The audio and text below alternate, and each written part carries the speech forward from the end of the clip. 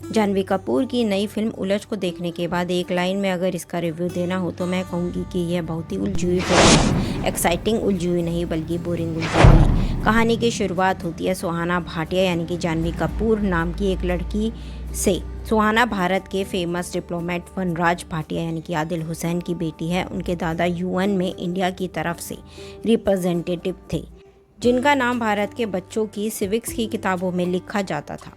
तो टोटल बात यह है कि सुहाना एक स्ट्रॉन्ग पॉलिटिकल परिवार से हैं, लेकिन उनका किरदार एनिमल के रणविजय सिंह के बराबर का ही है। सुहाना भाटिया को तगड़े डैडी इश्यूज हैं। बेटी को उसके काम और उसके दिमागी सोच के चलते छोटी उम्र में डिप्टी हाई कमिश्नर बना दिया गया है, लेकिन सुहाना के पिताजी को खास खुशी नहीं है। सुहाना रोते हुए उन्हें खुद में विश्वास दिलाने की कोशिश करती हैं और फिर आगे ऐसी बेवकूफ़ी करती हैं कि आप सोचने लगते हैं कि पापा सही थे, सही किया, उन्होंने उन पर भरोसा नहीं किया। सुहाना को बड़ी पोस्ट मिलने के बाद उसका ट्रांसफ़र लंदन में हो जाता है। यहाँ उसे अपना पर्सनल ड्राइवर मिलता है जिसका नाम है सलीम यानी कि राजेश तेलंग। सलीम का कहना है कि अनजान शहर में वो सुहाना का ख्याल रखेंगे, अगर ज़रूरत पड़े तो सुहाना उसे आधी रात को भी बुला सकती है। ऐसे में जब सुहाना के चेहरे पर शिकन नज़र आती है तो वो तुरंत मदद का ऑफ़र कर देते हैं। आपको तभी पता चल जाता है कि सलीम सीधा साधा आदमी तो नहीं है। इतनी प्रिडिक्टेबल है ये पिक्चर। सुहाना इतनी बड़ी एम्बेसी में काम करने के बावजूद बिना जाने और समझे एक अनजान आदमी को अपना दिल दे बैठती हैं।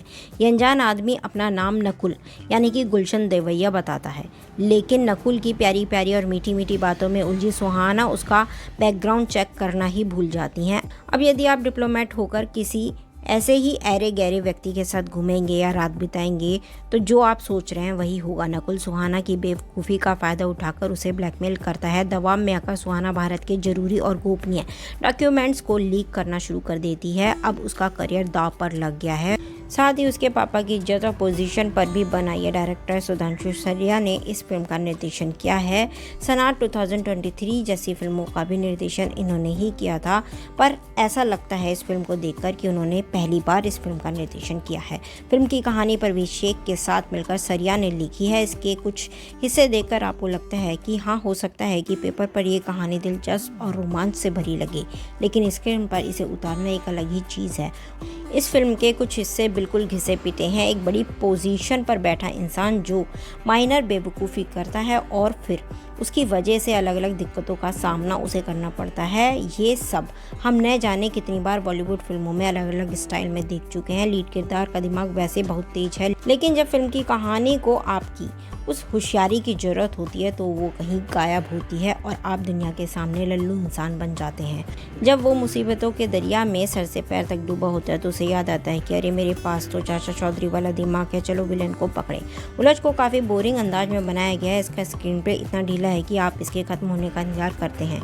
पिक्चर का 1 घंटा बीतने तक आपको समझ आ जाता है कि इसका नाम उलझ क्यों रखा है, क्योंकि डायरेक्टर क्या दिखाना चाहते हैं, एक्टर्स क्या किरदार निभा रहे हैं और स्क्रीन पर क्या ही हो रहा है, इन सब के बीच आप उलझ ही रहे हैं।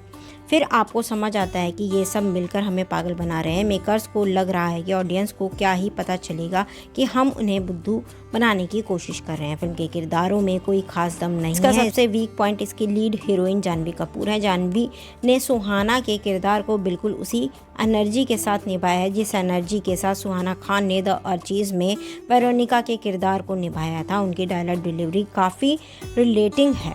इसके काम में कोई खास दम नहीं है। एक्टिंग के नाम पर जानवी को अपनी आंखों में आंसू भरकर फ्लैट डायलॉग डिलीवरी करना जरूर आता है। हर सीन में उनके एक्सप्रेशन लगभग सेम होते हैं। कुछ सीन्स में निकली उनकी चीखें आपके कानों के पर्दे तक फाड़ सकती हैं। जानवी कपूर के किरदार के बारे में जितनी बात कम की जाए उतना ही सही है। एक सीक्वेंस में सुहाना भाटिया को एक मेजर डिटेल मिलती है। फिर वो उस आदमी के पास जाती हैं जिसने उन्हें धोखा दिया था। पहले उसे भिड़कर उसे मार देती हैं और फिर उसकी निकलती जान के बीच उससे पूछती हैं, आपने ऐसा क्यों किया, मेरी डॉक्यूमेंट कहाँ हैं, आप किसके लिए काम करते हैं। अब मैं एक्सपर्ट तो नहीं हूँ, लेकिन ये ज़रूर जानती हूँ कि बहन ये सब बातें जब वो आदमी जिंदा था तब कर लेती, उससे तो शायद जवाब मिल जाते। फिल्म में गुलशन देवैया हैं जिन्होंने नकुल का किरदार निभाया है। नकुल के कई नाम और कई पहचान है जिसमें गुलशन ने कमाल का काम किया है।